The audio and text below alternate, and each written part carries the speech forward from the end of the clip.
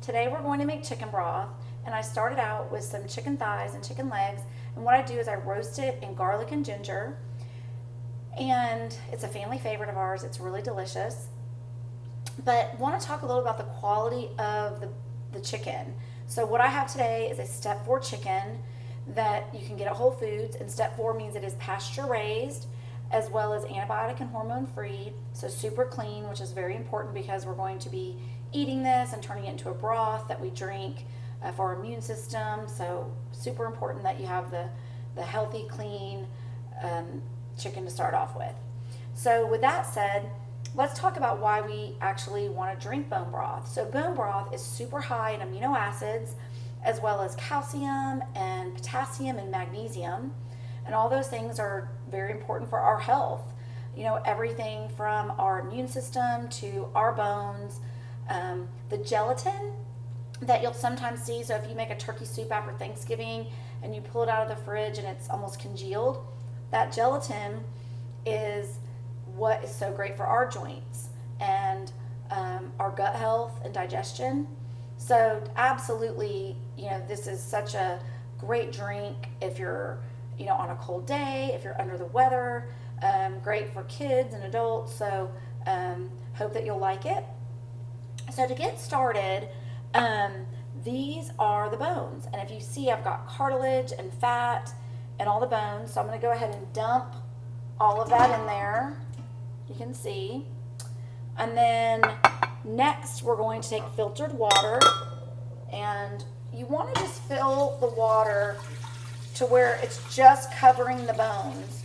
You're not looking to like fill it too high, because otherwise you'll have a very weak bone broth, and you want it to be nice and concentrated and delicious.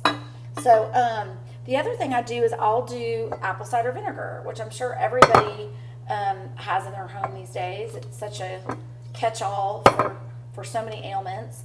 But what it does here is it actually pulls the nutrients from the bones, and that way we get a richer bone broth. So that's really good stuff.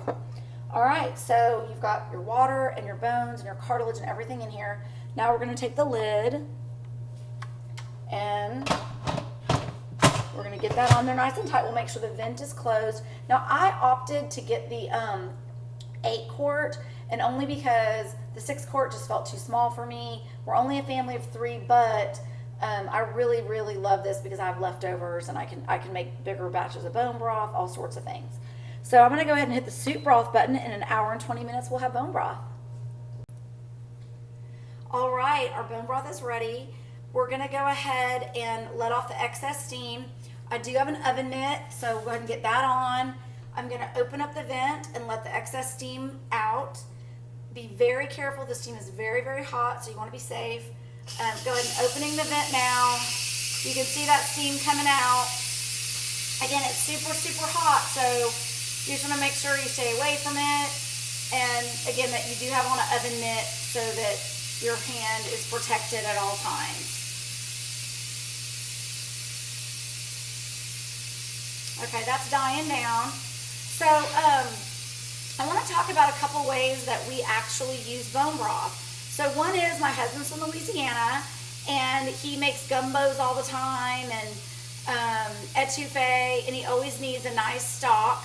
So we'll freeze the bone broth, and we'll use these canning jars, and we'll freeze them.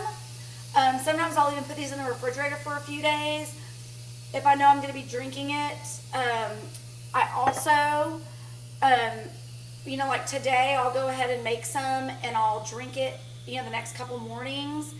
And so it'll be just in my fridge in a container. So that's really nice. All right, so I hear the vent dying down, so I think we're good to go to open up the pressure cooker and check out our broth. All right, so let's see. So we'll go ahead and give a twist here. Let me get out a little more, maybe. I don't know. There we go. Okay, so we got the lid off. It is really warm. I'm going to set this over here. And then, oh, it smells amazing. So before I get started, I do want to share, I've got Himalayan salt. And what I do is I actually use the Himalayan salt water. So I've used thick, coarse Himalayan salt, and then I put in filtered water. And I use these really great containers. They'll be on my website as well. But here's my mug that I'm going to be drinking some bone broth in a few moments from. And I'll just take, you know, like a teaspoon or so. And it's really interesting with the Himalayan salt. Supposedly you're not supposed to touch metal, so I have a wooden spoon and then all glass container. So that's the reason for that. So put a good amount of little salt water. So the nice thing is that Himalayan salt soaks up into the water. So the water is a nice salty water. And I do this because I don't want granulars of salt in my bone broth when I'm drinking it. So, so what we're going to do next, let me grab my other mitt, and I'm going to go ahead and take the bone broth and I'm going to strain it. So I'm pulling it, this stainless steel container so it doesn't leach at all, which is one of the big reasons I pick Instant Pot. And then now I'm pouring the broth over a strainer into one of my Duralex bowls. And there's all the bones coming out. I don't know if you can see that. I don't think you could see that very well. But all the bones and skin and everything coming out. Put that back in there. And I'll go and remove these. So then here you go. We have all the bones that and skin and cartilage and everything that we got all the good nutrients out of. So I'm putting that back over there to just rest. And then let me grab my ladle. So you're going to go ahead and take your ladle, and I'm going to get my canning jars, and I'm going to fill the canning jars with the broth. Look how beautiful the color is. It's so rich. Oh, the color is beautiful. And you don't want to fill these to the top because they will expand whenever they're cooled. So let me go ahead and lay this on here. So we got that. We have one there, and then I won't put the lids on these yet because I'm going to let them cool off before they go into the freezer. So let me fill this other canning jar. Again, not all the way to the top because it's going to expand when it freezes, so we'll put that. And I do the wide mouth canning jars because when they do freeze, it's not a big deal. Where the ones that turn in, they'll sometimes crack in the freezer. So I use the wide mouth canning jars, very important. So here is my beautiful Polish handmade mug that I love drinking tea from or bone broth. And this was the mug I put the Himalayan salt water in. So this will be a beautiful cup of bone broth already seasoned perfectly with my salt water. Okay, so that'll be nice. And then I'll take the remainder of that bone broth and I'll put it in a container, and then I'll put it in the refrigerator for the rest of the week. And in the morning, it's a great way to start our day.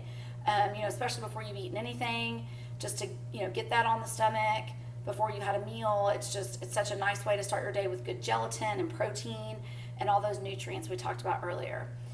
So, so that's that. So we've made bone broth from a Step 4 chicken.